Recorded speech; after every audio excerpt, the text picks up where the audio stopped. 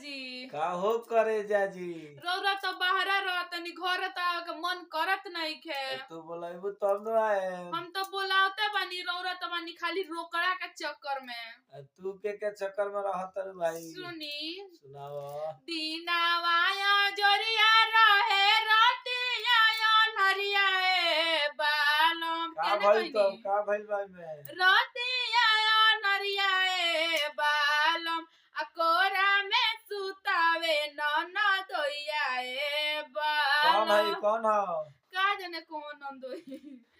सैया मोरे रही ते चपक के सुती जैती ए बालम चपक के सुती जैती ए बालम तारा बगल में कौन बैठल बा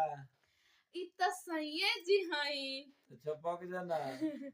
तोरा दादी हले नाना दोइया ए तू बालम कैसे हो का जाने कैसे हमरा तो बुझाते नहीं सब नौ जानता छौ नहीं खुजाना